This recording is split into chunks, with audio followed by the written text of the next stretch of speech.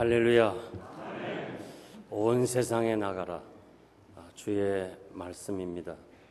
기쁨으로 나가라. 우리가 온 세상에 나가지 못할지언정 우리 주변에 나가서 복음을 전하는 여러분 되시기를 바랍니다.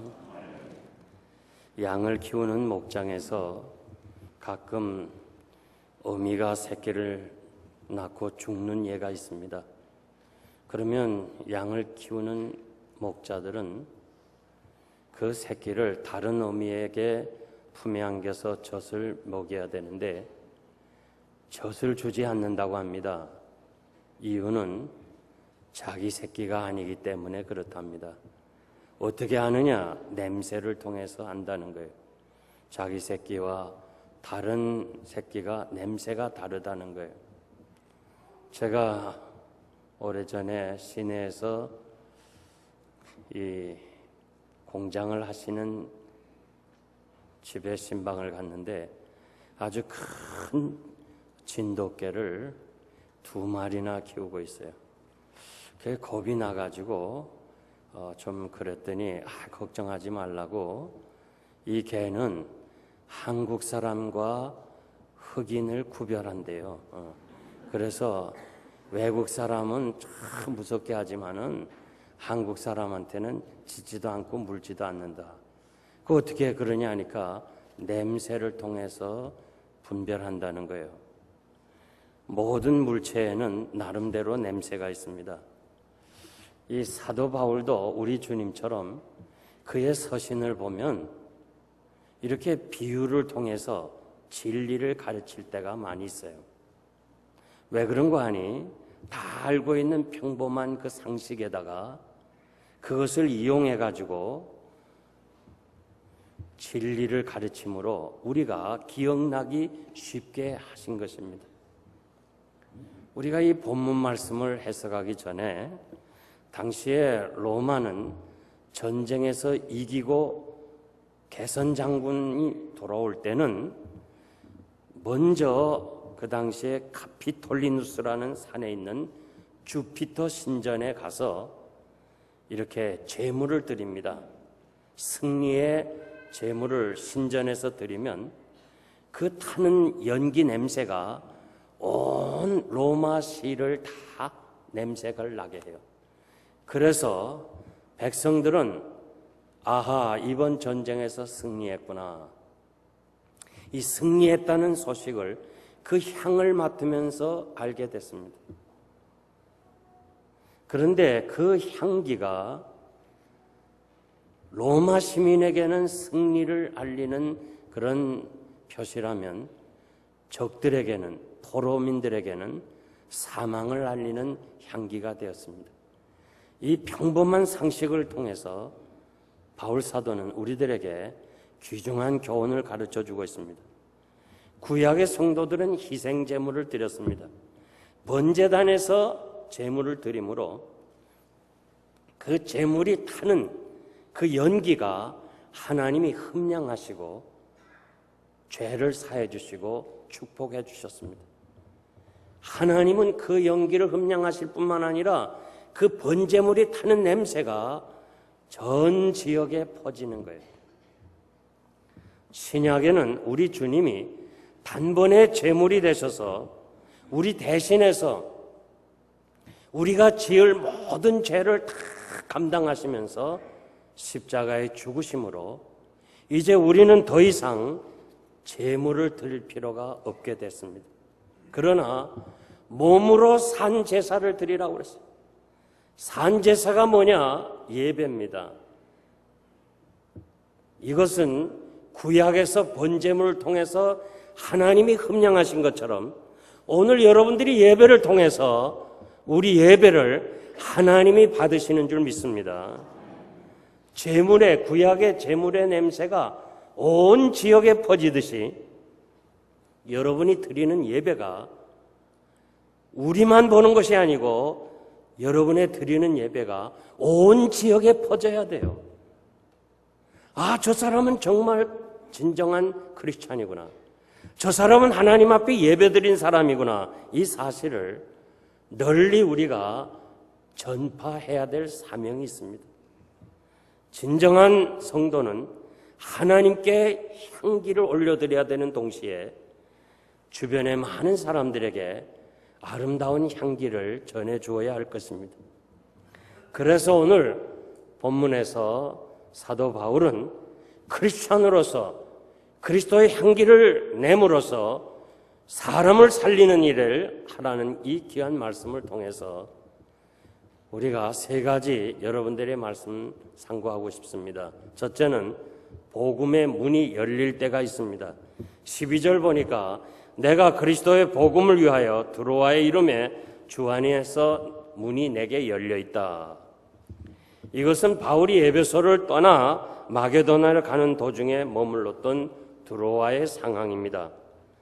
제2차 전도 여행 때에 바울이 아시아에서 사역하고 싶었지만은 성령이 막으시고 마게도냐의 환상을 통해서 결국 유럽으로 가게 하셨습니다.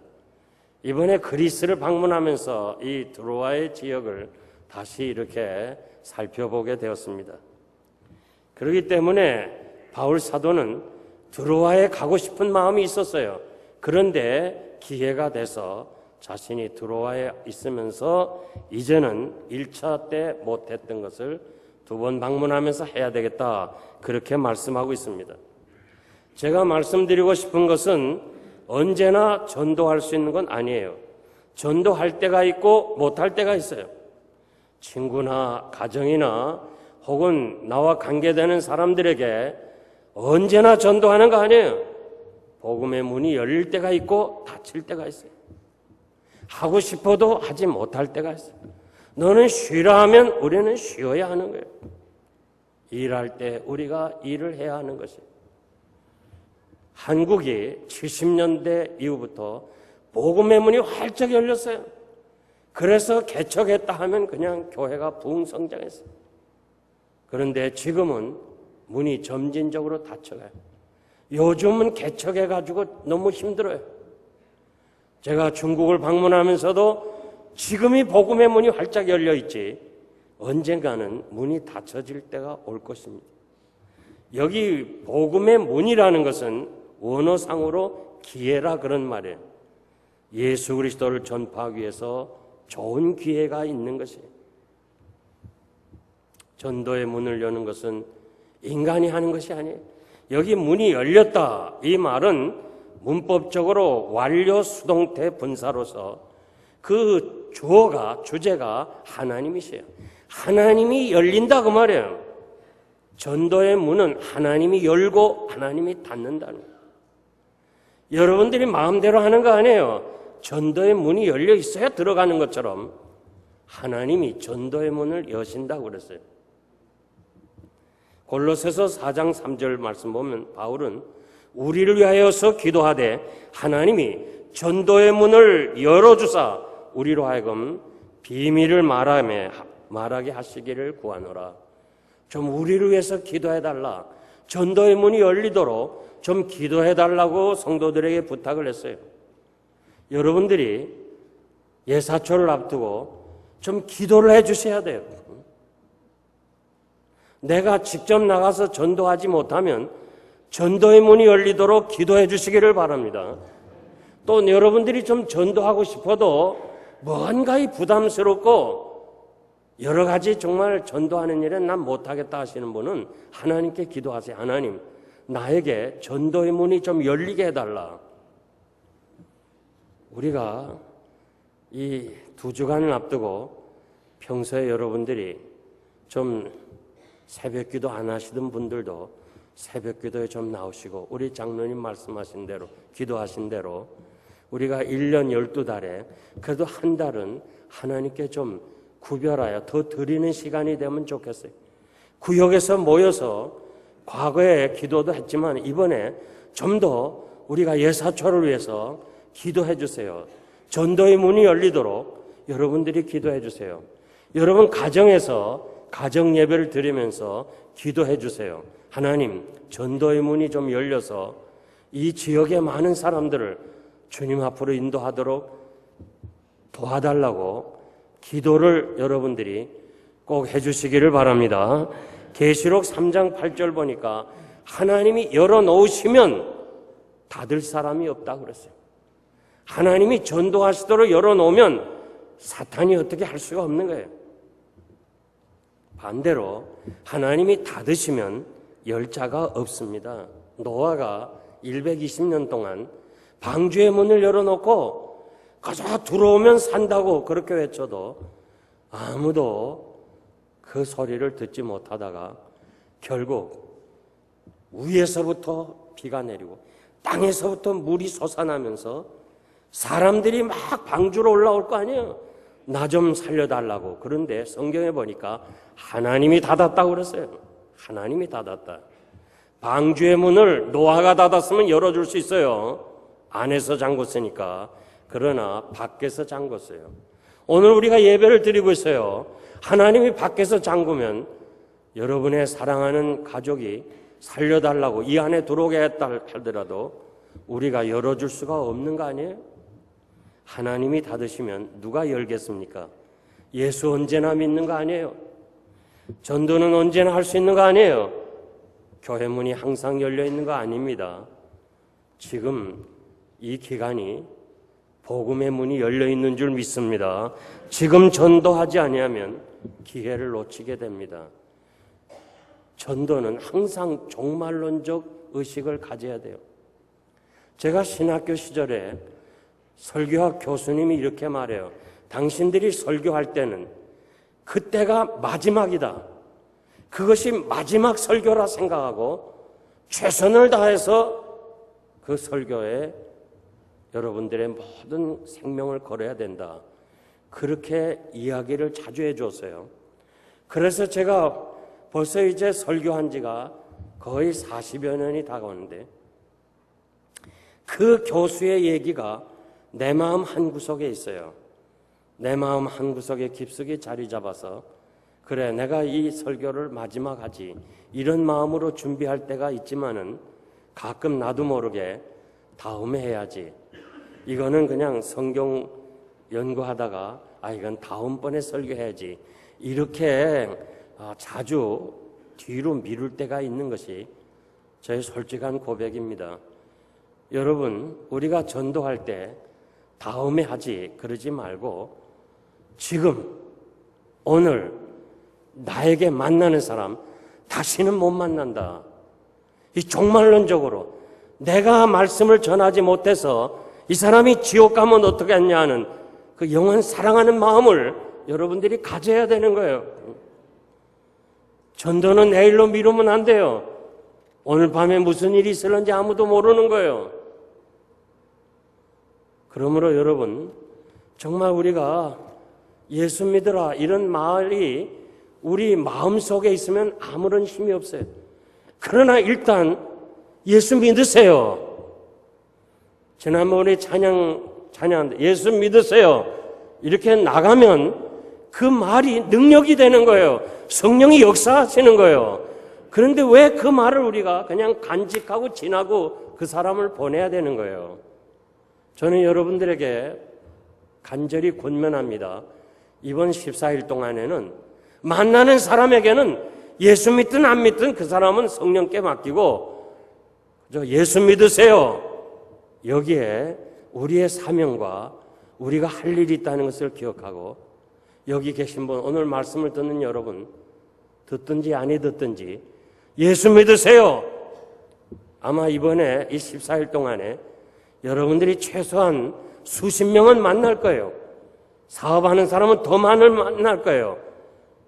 꼭 여러분들이 실천해서 예수 믿으세요. 전해주시기를 바랍니다. 두 번째, 성도는 이기게 하신다고 그랬어요. 14절 보니까 항상 우리를 그리스도 안에서 이기게 하신다. 성도는 그리스도 안에서 승리가 보장된 삶을 살고 있습니다. 전도는 영적 싸움입니다. 사탄에게 속혀 있던 사람을 구해내는 것이 쉬운 일이 아닙니다. 여러 가지 방해가 있습니다. 사도 바울도 드로아에 도착해서 지난번에 왔다가 그냥 환상 중에 마게도냐로 다시 간 것처럼 그 드로아에는 마게도냐로 가는 길목에 있는 지역이니까 그래서 두 번째 방문하면서 내가 이번엔 해야 되겠다 그랬는데 디도를 만나기로 했어요. 디도가 고린도 교회 소식을 가지고 와야 되는데 이게 오지를 않는 거예요. 야, 이게 무슨 일이 있는가? 그러면서 고민하다가 아무래도 내가 디도를 만나러 가야 되겠다 하면서 만나서 가기 위해서 드로아에서 복음의 문이 열렸는데도 전도하지 못했다고 고백하는 내용입니다. 우리가 이렇게 전도하려고 마음 먹으면 자꾸 무슨 이런 시험하는 자가 와요. 뭐 평소에 없었던 일들이 자꾸 생겨요. 그러면서 전도하는 일을 자꾸 막아져요. 그러니까 여러분, 어떻게 하든지 우리가 영적 싸움에서 이 전도의 방해꾼들이 있는데 그걸 물리쳐야 돼요. 아멘입니까? 물리쳐야 됩니다. 사도 바울은 그러면서 이렇게 말해요. 난 낙심하지 않는 것이 하나님이 이기게 하신다고 그랬어요. 로마서 8장 28절 보면 하나님을 사랑하는 사람, 그 뜻대로 부르심을 입은 사람에게는 모든 것이 합력하여 선을 이룬다고 그랬습니다. 이것은 삶의 체험을 통해서 얻어진 바울의 고백일 뿐만 아니라 이 고백은 여러분에게도 유효한 것이에요. 내 자신이 생각할 때나 다른 애들이 생각할 때 우리가 실패한 사람으로 그렇게 이해할 수 있어요. 그러나 성도는 절대 실패하는 것이 없어요. 요한복음 16장 33절에 보니까 이것을 너에게 이름은 너희를 내 안에서 평안을 누리게 하려 함이니라. 세상에서는 너희가 환난을 당하나 담대하라. 내가 세상을 이겼노라. 지금 주님이 십자가를 져야 되는 그 순간에 이렇게 제자들에게 비로소 얘기를 해요. 내가 십자가를 져고 이제 고난을 당해야 된다 할 때 그 듣는 이야기를 통해서 제자들의 마음에는 불안과 근심과 두려움이 많이 있습니다. 그럴 때 우리 주님이 그들에게 평안을 주면서 담대하라. 내가 세상을 이겼노라. 십자가를 지시고 죽었다가 부활하시고 하신 말씀이 아니에요. 지금 십자가를 져야 되는 그 순간 인성을 가지신 주님이 그 십자가의 고통이 얼마나 크고 얼마나 괴로운 곳인가 그거 잘 알아요. 그 순간에 두려워하는 제자들에게 너희가 환난을 당하지만 담대하라. 내가 세상을 이겼노라.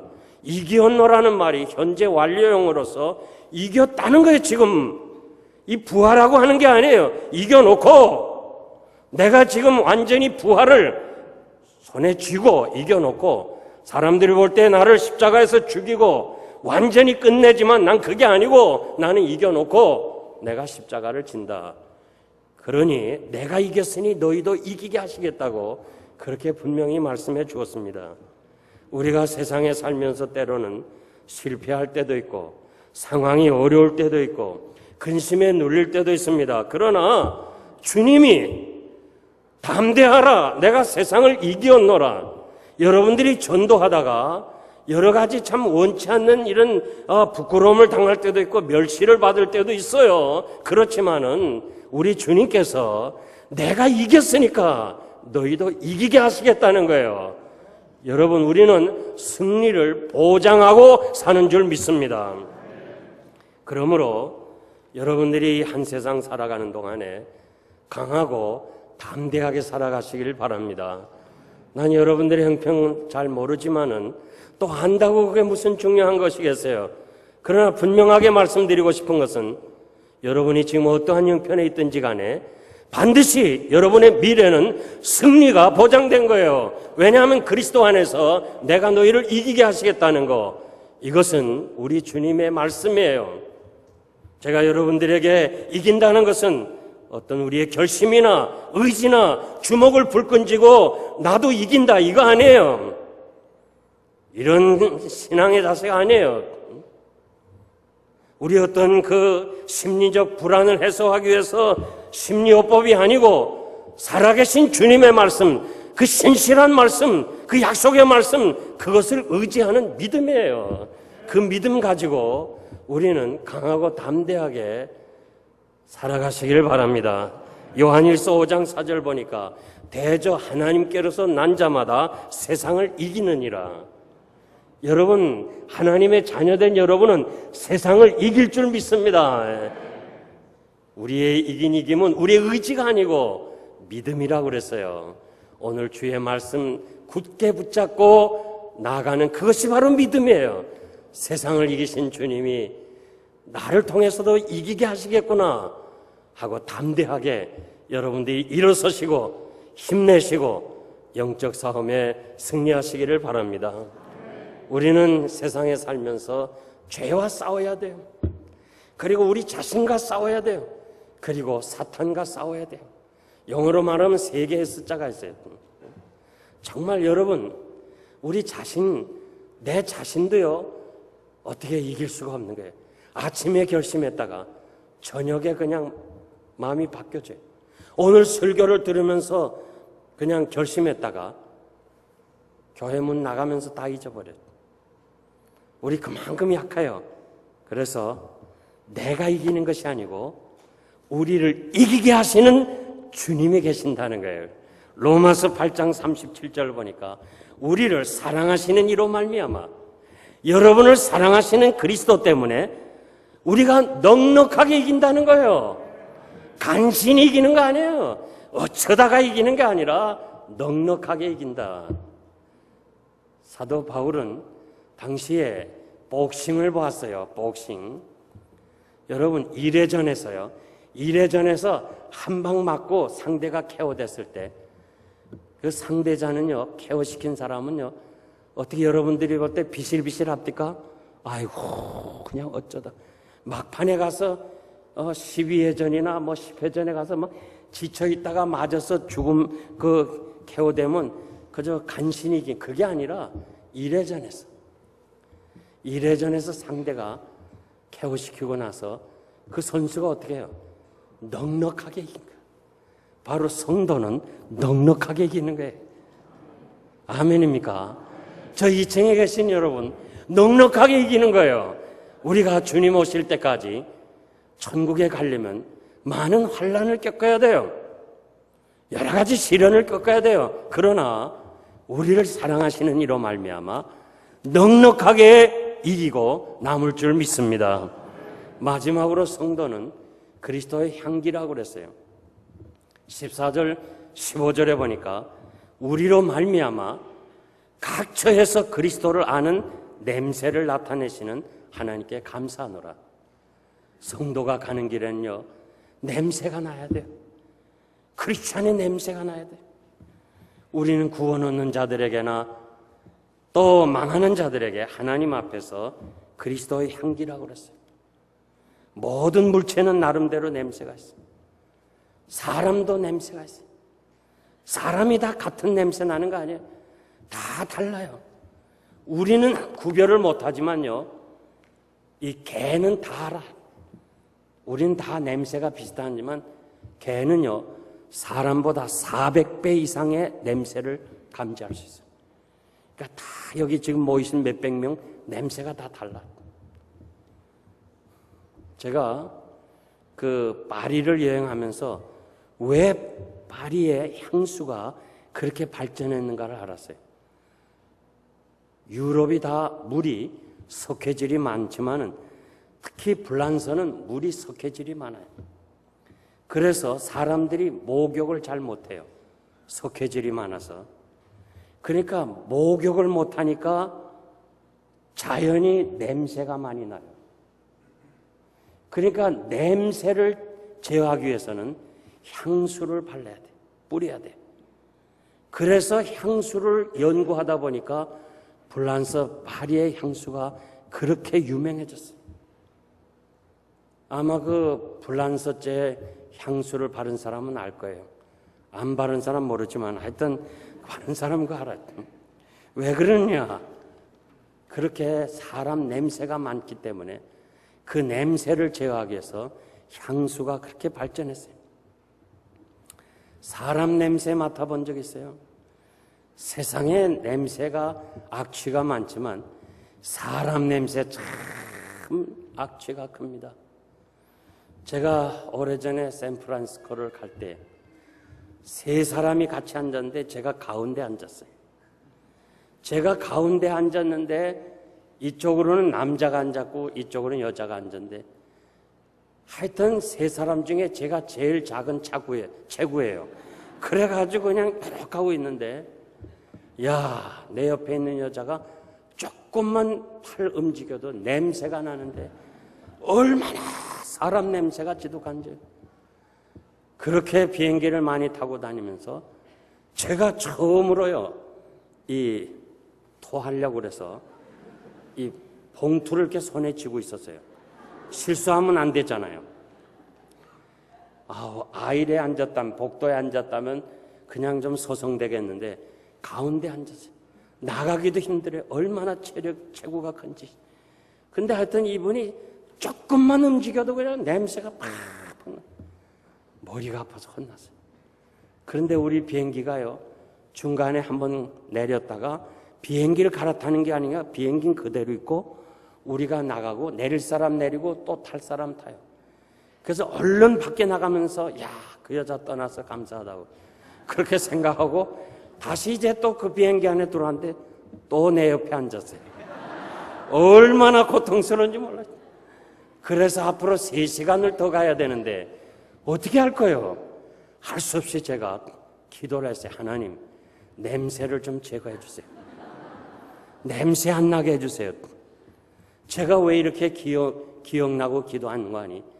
74년도 소록도에 부흥회를 갈 때 그 나 환자들만 있는 거기에 제가 신학부 3학년 때 강사로 초청을 받고 7교회를 집회를 해야 되는데 처음 가는 거예요.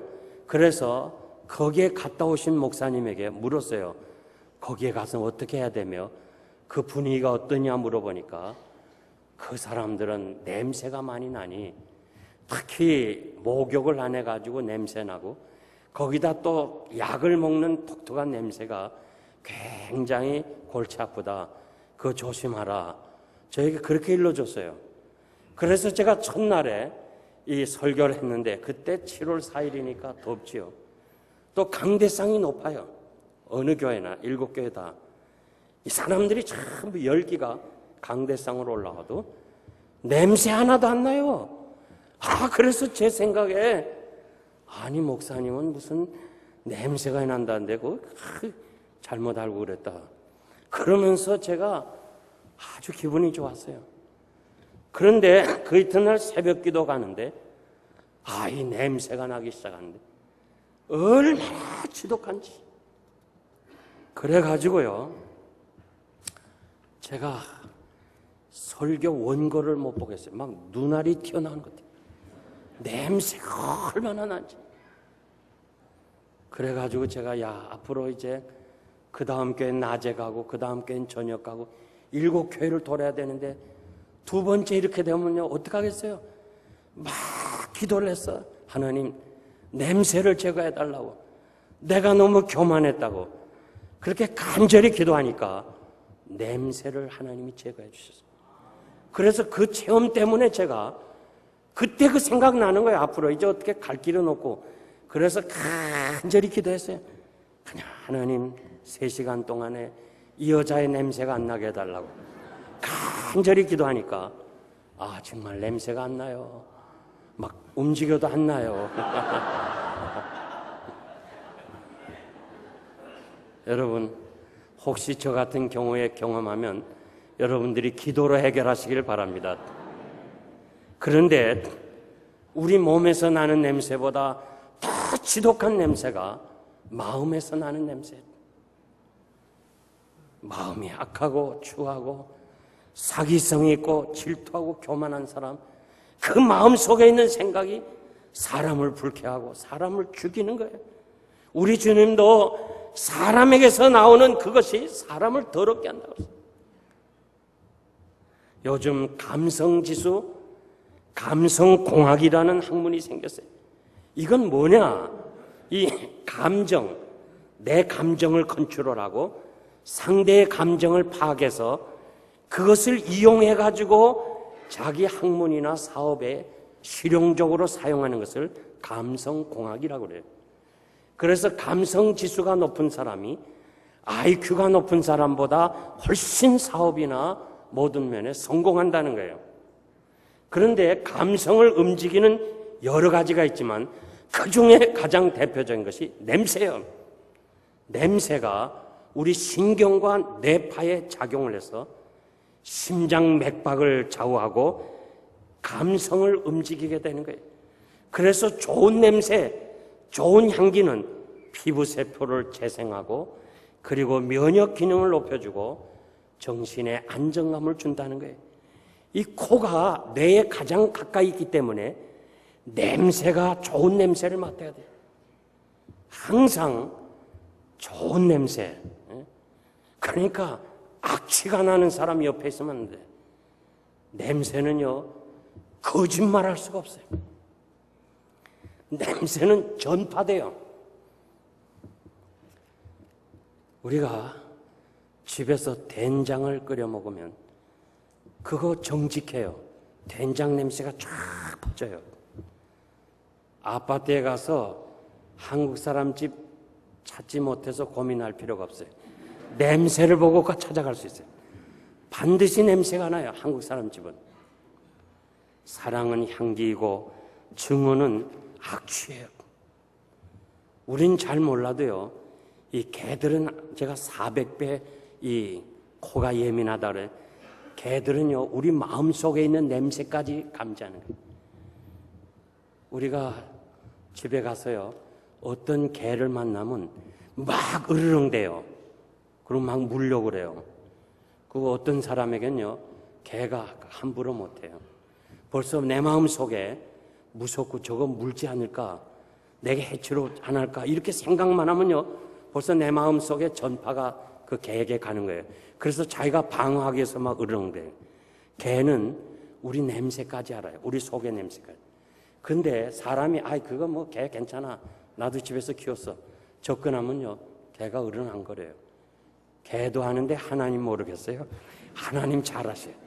우리 마음속에요, 정말 사망에 이르는 냄새를 하면 안 돼. 생명에 이르는 냄새를 피기 바랍니다. 그리스도의 향기를 바라야 돼요. 그리스도의 냄새가 뭐예요? 전도하는 거예요. 주님이 이 땅에 오신 것은 전도하기 위해서 썼어요. 그래서 내가 전도해서 그 사람이 받으면 생명이고, 전도해서 받지 않으면 사망이에요. 그러므로 여러분이 가는 곳에는 생명과 사망이 갈라진다고 할 때 얼마나 중요하냐고요, 우리 삶이. 여러분의 삶이 얼마나 중요한 거예요. 내가 진실로 진실로 너희에게 이르노니 내 말을 듣고 나 보내신 이를 믿는 자는 영생을 얻었고 심판에 이르지 아니하고 사망에서 생명으로 옮겼느니라. 요한복음 5장 24절 말씀이에요. 아들이 있는 자에게는 생명이 있고 아들이 없는 자에게는 사망이라 그랬어요. 영생과 사망이 이 둘로 갈라지는데, 여러분들이 진정으로 그리스도의 향기가 돼서 죽어가는 많은 사람들을 영생으로 인도하는, 생명으로 인도하는 이 일에 여러분들이 동참해야 되잖아요.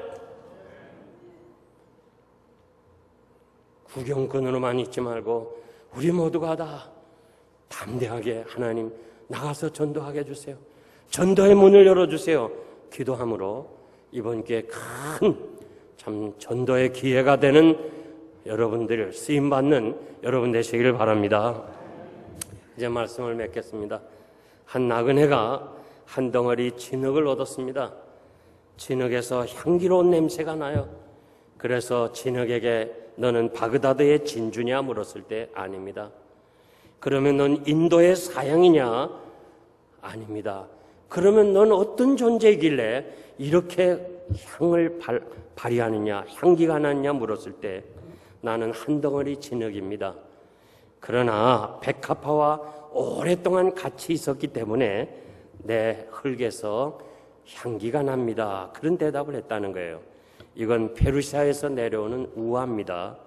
우리 자신은 아름다운 것도 없고 흠모할 만한 것도 없고 정말 자랑할 것도 없는 한 줌의 흙이에요. 흙으로 왔다가 흙으로 돌아가는 인생이에요. 정말 사람이 죽은 후에 가만히 곁에 있어 봐요. 흙 냄새가 나요. 사람이 죽은 것을 이 소독 약품에 담겨봐요. 진흙같이 색깔이 변해요. 우린 다 진흙이에요. 흙이에요. 그러나 예수를 영접하고 주님과 함께 주님께로 주의 영광을 위해서 살 때 주님의 향기가 우리의 향기가 돼서 우리도 그리스도의 향기가 될 줄 믿습니다. 나는 지금도요, 잊을 수 없는 정말 감동을 받은 이야기가, 제가 지난번 사활린에 가서 저를 설교해 주신 그 권사님의 이야기는 나 평생 간직하고 살려고 해요. 그분이 이렇게 말해요. 나의 시아버지는 작은 예수님이었습니다. 며느리가 시아버지를 향해서 작은 예수님이다. 얼마나 감동인지 몰라요. 공산 지하에 있을 때 자기는 공산당 선전원이었어요. 그런데 시아버지는 같은 배급을 받아서 그 넉넉지 않지만은 자기 안 먹고 안 쓰고 이웃에게 더 필요한 사람에게 나눠줄 때 이 며느리는 우리 시아버지는 바보라 그렇게 생각했어요. 어떻게 저렇게 사느냐. 그리고 그 사할린에 있는 동포들에게 한국으로 보내달라. 우리 이제는 한국으로 가야 되겠다. 일본이 이렇게 손들고 도망간 이상 이제 우리도 일본에 의해서 징용 왔으니 우리가 조국 고국으로 보내달라. 그러면서 그냥 시아버지가 식구들을 데리고 나가서 거리에서 데모를 했다는 거예요. 그럴 때 자기는요, 정말 시아버지가 바보 같다는 거예요. 어떻게 지가 무슨 힘으로 이렇게 동포들을 한국으로 데려달라 이렇게 하겠어요. 그래서 강제로 이북으로 끌려갔다는 거예요. 소식이 있냐 하니까 소식이 없다는 거예요. 그리고 지금 자유화돼서 이제 사할린에도 교회가 들어서면서 복음이 들어가면서 예수를 믿고 나서 권사가 되고 목사의 통역을 하면서 자기가 지난날 뒤돌아보니까 바보 같은 것이 아니고 진정으로 우리 시아버지는 작은 예수님이었습니다. 얼마나 내 마음에 감동을 주는지. 여러분, 우리가 신앙생활 20년, 30년 했는데 정말 누군가가 가장 가까운 사람에게 인정받는 게 너무 힘들잖아요. 가장 가까운 아내나 남편에게 혹은 며느리나 사위에게 당신은 진정으로 작은 예수님입니다. 이런 얘기 들어봤어요?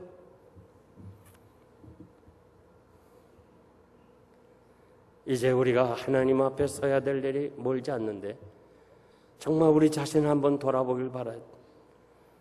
내가 변화된 삶, 그리스도가 내 안에서 사는 삶, 그것은 진실로 그리스도의 향기입니다.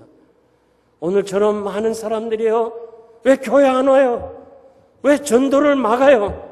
왜 전도할 때 그렇게 신경질 부리고 화를 내요? 다 우리 때문에 교회 왔다 실망한 사람이에요. 이제 과거는 어떻게 살았든지 간에 이제부터는 정말 그리스도의 향기가 됐어. 여러분이 가는 곳에 여러분이 만나는 사람들이 여러분을 통해서 그리스도의 향기를 맛볼 수 있고, 그래서 생명으로 돌아오는 구원 역사에 여러분들이 동참해 주시기를 바랍니다.